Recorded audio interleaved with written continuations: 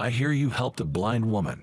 Ha, you ruined a crucial business deal for our company just for some useless nobody who won't make a difference in society. Is that it? You always had such noble principles, didn't you? And just so you know, you're fired.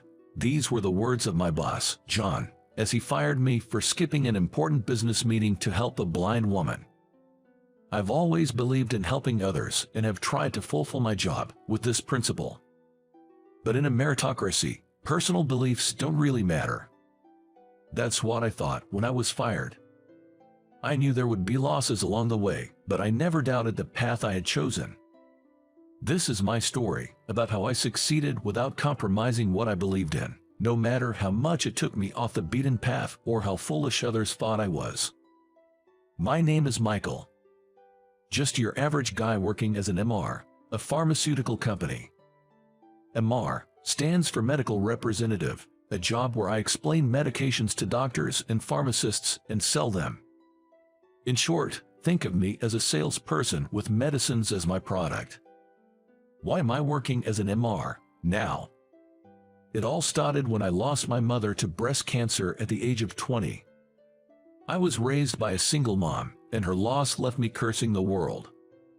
But with the support of my girlfriend at the time, now my wife Emily, I managed to keep living and looking forward. That's when I decided I wanted to be someone who could save lives. In my sophomore year of college, I began researching medical careers and discovered the role of an MR. I studied on my own while finishing college and eventually landed a job at my current pharmaceutical company. Since becoming a professional, I married Emily, my college sweetheart, and we have a daughter named Sophie.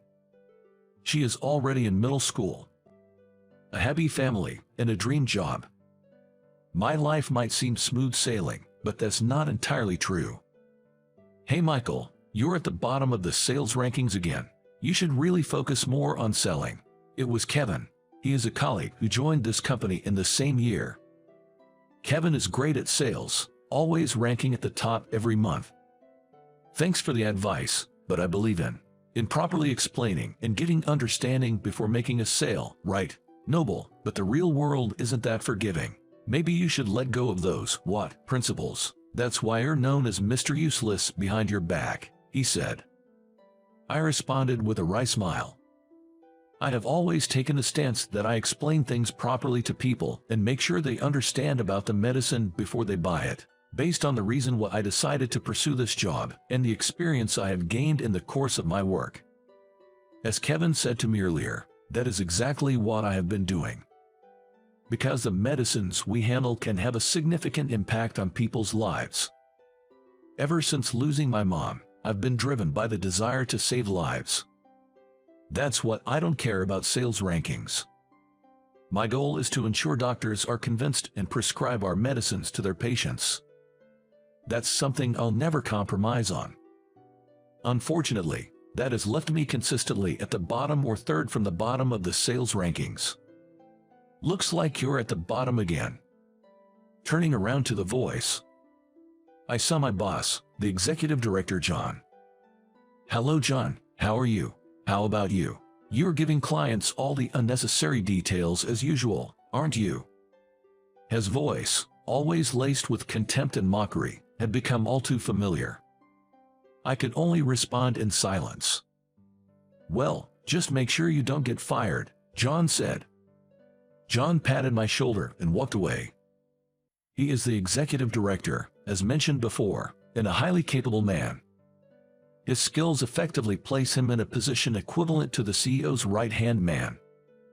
And for him, I was just a convenient outlet for stress.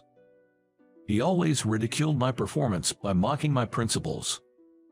And in the end, he always left, hinting at my possible termination. I really wanted to talk back. In fact, I used to do so in the beginning. But no matter how much I tried to explain my perspective, he would just brush it off with a laugh. After a few repeats of this, when he told me, if you want to work with such high and mighty ideals, first try beating my sales numbers, I was left speechless. And since John was a high-ranking executive, it is easy to imagine how others treated me.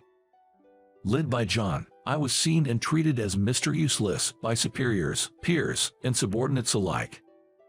Sometimes, I thought about abandoning my approach and working like everyone else, hoping to avoid such treatment. But each time, I shook off the thought, reminding myself it would defeat the purpose of why I took this job. It was one day when I was continuing to work despite my daily worries. A big business opportunity came my way. The client was none other than Dr. Baker, a leading figure in the medical community. The opportunity arose through a doctor at a local hospital I had known since I was a patient as a kid, and now as a customer. This doctor had recommended our new medicine to Dr. Baker. The news caused a stir in the office, because the big deal had landed with Mr. Useless. "Way to go. I heard you got a deal with Dr. Baker." John slapping my back enthusiastically.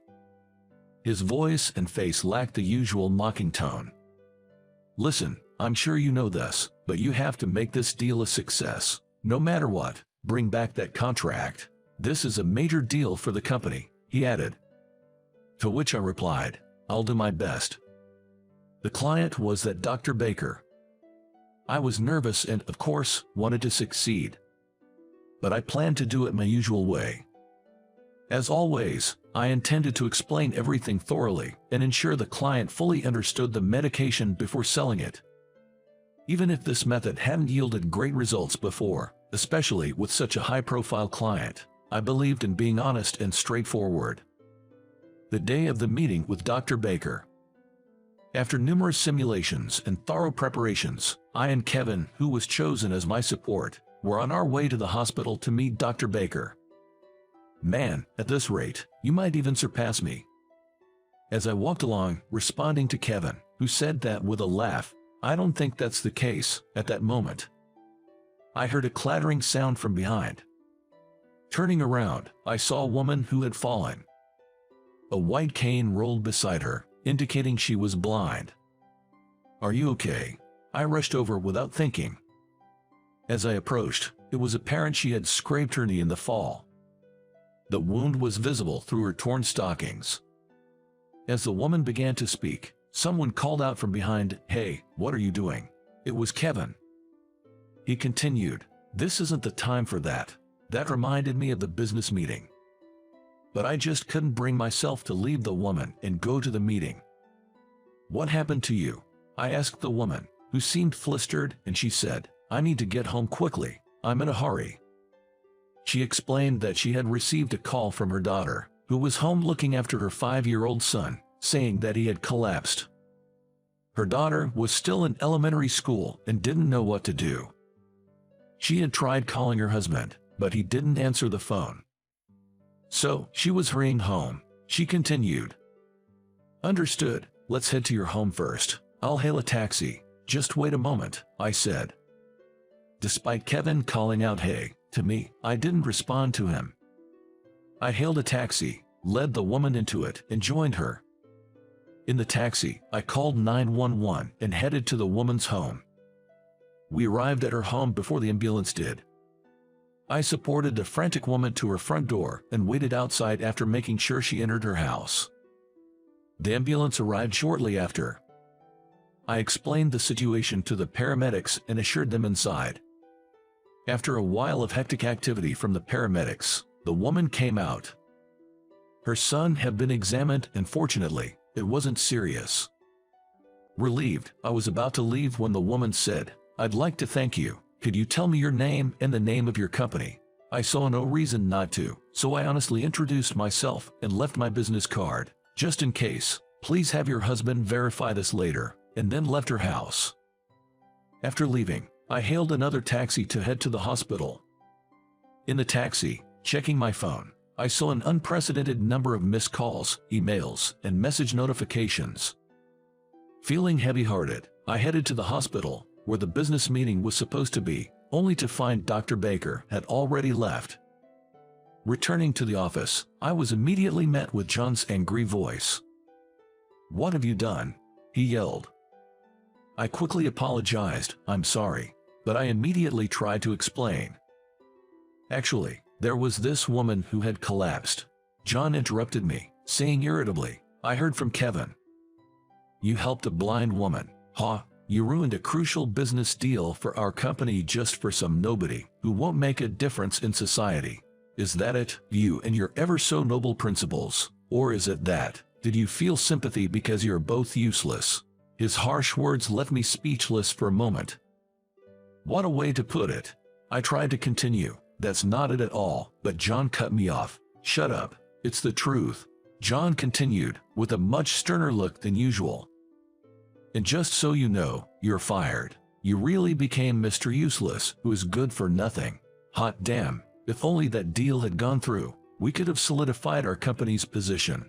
I watched as John walked away. Then he turned back and said, "What are you standing around for? Get started on your resignation and hand over, and leave. I don't want to see your face anymore." After that, I mechanically did as told, preparing for my resignation and handing over my responsibilities before heading home. On the train back, all I could think about was how to explain this to my wife and daughter. "I'm home," I said, entering the house with a much heavier heart than usual. "Hi, Michael," came the reply from inside. Entering the living room, my wife Emily looked concerned. "What's wrong? You look pale," she asked. I hesitated for a moment. I didn't want to lie. After some contemplation, I decided to be honest. "The truth is, I got fired." "Fired?" both Emily and my daughter Sophie exclaimed in unison. "Why? Did you do something wrong?" asked a surprised Sophie. "No, I didn't do anything wrong, but..." I explained about the major business deal today, how I stopped to help a blind woman I found collapsed on the way, and how that made me late for the meeting, leading to my termination. Indeed, I didn't do anything wrong, but being fired, what are we going to do? We have some savings, so we might manage for a while, but Sophie's exams are coming up soon. Emily and Sophie continued. It was the reaction I expected. The atmosphere in the living room was heavier than it had ever been. "I'll try hard to find a new job soon." That was all I could say. Then, the next day, still dragging the heavy air of yesterday, I left my uncomfortable home for the last cleanup at the office. As soon as I arrived, I was summoned to the president's office. Considering what John had said about the incident being a big deal for the company, I thought maybe the president himself was going to fire me, and with that thought, I headed to his office. I knocked at the door 3 times. Immediately, a voice from inside said, "Come in." "Excuse me." With a heavy heart, yet consciously trying not to let it show in my voice or on my face, I opened the door. And I was surprised by the scene that unfolded before me. There in the room were the president, Dr. Baker, and the blind woman I had helped the day before. "Michael, right, thank you for yesterday. My son is safe thanks to you," she said. No, I didn't do anything special," I hastily replied as the woman bowed her head. Straightening up, she smiled and continued. "I apologize for not introducing myself yesterday. I am Emma Baker, the daughter of Dr. Baker here." I was stunned for a moment, not quite processing what she had said. During that pause, Dr. Baker, who had been silent until then, began to speak. "Yesterday, you saved my daughter and consequently my grandson. Had you not been there for my daughter, my grandson's life might have been at risk. I'm truly grateful. Thank you." Saying this, Dr. Baker also bowed his head. Startled, I hurriedly managed to say something. "Please, don't mention it. Raise your head. You did something to be proud of. No need to be modest," said Dr. Baker. Dr. Baker meeting my eyes and smiling just like Miss Baker had. "Furthermore, after learning that you were the one who helped my daughter yesterday, I contacted your company. I explained the situation and learned that you had been fired. I asked the president to reconsider." Shocked by his words, I turned my gaze to the president. The president nodded with a complex expression, a mix of happiness and concern. "In other words, you're not fired." Stunned by the sudden turn of events, I could only gape as Dr. Baker continued with a smile. "Now, can we get back to business? Please, tell me about the new medicine." Somehow, I managed to respond, "Yes, of course." I prepared the documents and began explaining the new medicine to Dr. Baker. As usual, I explained everything, including both the merits and demerits, ensuring he understood every aspect of the medicine throughout the discussion. That concludes my explanation. Do you have any questions? Still feeling nervous, my mouth was dry by the time I finished speaking. "Well, I do have one question," Dr. Baker said. "Yes, what is it?" I asked, nervously wondering if there had been any oversight. "Why did you explain all aspects of the new medicine to me, not just the good, but also the bad?" "It's because."